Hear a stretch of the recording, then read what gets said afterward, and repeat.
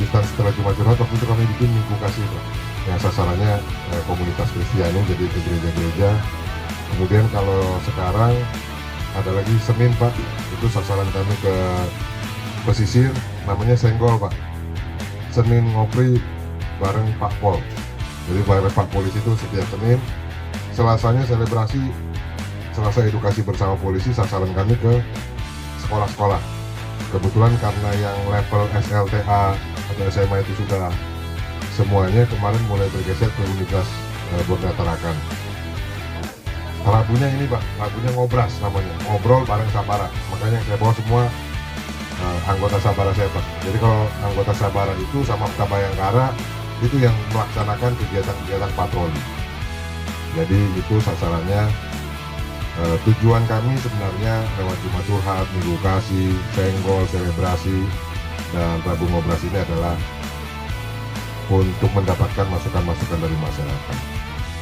Yang kami perlu mendengar masukan-masukan, baik itu saran, pertanyaan, bahkan kritik, supaya kami di Polres Tarakan ini bisa semakin memperbaiki pelayanan kami kepada masyarakat. Sekaligus kami juga meminta forum-forum seperti ini, wadah seperti ini, kesempatan bagi kami untuk mengedukasi masyarakat. Jadi sebetulnya kalau masyarakat melaporkan ada tindak pidana, kewajiban kami dari kepolisian itu untuk menindaklanjuti, artinya memproses, melakukan penyelidikan dan penyidikan. Secara spesifik, kalau misalnya orang yang menjadi saksi ataupun korban merasa perlu dilindungi, itu nanti mekanismenya itu ada yang diatur di LPSK itu Pak, Lembaga Perlindungan Saksi dan Korban. Kalau secara spesifik lagi di undang-undang itu diatur kalau misalnya terkait dengan narkoba Pak. Kalau narkoba di pasal 100 Undang-Undang 35 tahun 2009 itu diatur. Jadi informasi dari pemberi, identitas dari pemberi informasi itu wajib dirahasiakan. Jadi bahkan sampai ke peradilan itu pun tidak akan dikonfrontir Pak. Problemnya di undang-undang yang lain, kesaksian dari pemberi informasi itu, kalau misalnya kita yang menjadi korban Pak ya, misalnya tadi Bapak bilang, Pak ada kejadian pencurian, Bapak jadi korbannya sendiri, kemudian Bapak diperiksa sebagai saksi, itu harus hadir nanti di dalam prosesnya Pak, baik di pemeriksaan di kepolisian, dalam penyidikannya, kemudian nanti pada saat di kejaksaan, pada saat mereka menyusun penuntutannya, termasuk juga di sidang peradilan, begitu Pak.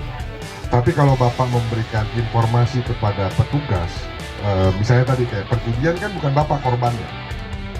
Perjudian itu tindak pidana biasa yang boleh masyarakat manapun melaporkan, atau misalnya petugas kami saat patroli melaporkan.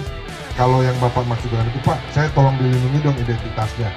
Itu memang karena Bapak nggak kita perlukan. Misalnya ada tindak pidana perjudian, keterangan Bapak tidak diperlukan untuk pengungkapan kasus itu. Jadi kami justru sangat berterima kasih kalau ada masyarakat yang mau melaporkan hal-hal seperti itu. Saya yang kurang paham kalau tadi pertanyaan Bapak, orang merencanakan pencurian. Jadi kalau di dalam hukum pidana itu ada namanya percobaan Pak.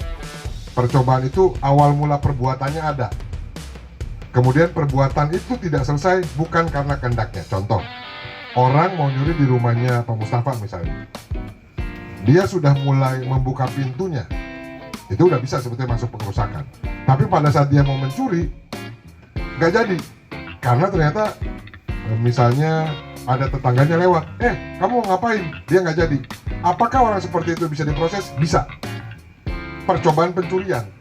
Dia bukan nggak niat dia untuk melakukan pencurian, mensreanya dia sudah ada, niat jahatnya dia sudah ada, cuman pencuriannya tidak sempurna terlaksana terjadi bukan karena kehendaknya, kecuali orang punya niat, saya mau nyuri nih, pada saat saya nyampe depan rumah Pak Mustafa, dia ingat-ingat lah mungkin ajaran agama, mencuri itu adalah dosa, nggak jadi dia mencuri, ya nggak bisa kita apa-apain Pak. Tapi kalau sudah dia mulai awal perbuatan untuk melakukan tindak pidananya dia lakukan, dan itu tidak selesai bukan karena kehendaknya, itu masuk percobaan. Gitu ya Pak ya. Jadi kalau Bapak nanti punya informasi, silakan disampaikan Pak. Semoga ini menjawab.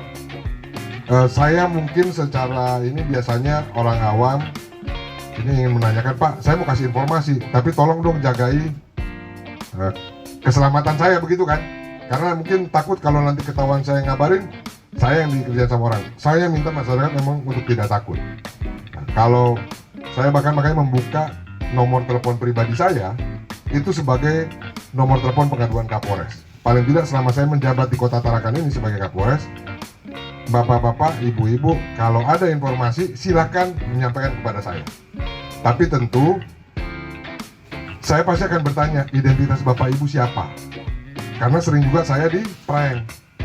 Jadi orang Tarakan ini luar biasa, kadang-kadang udah tahu itu Kapolres, di prank juga Kapolresnya.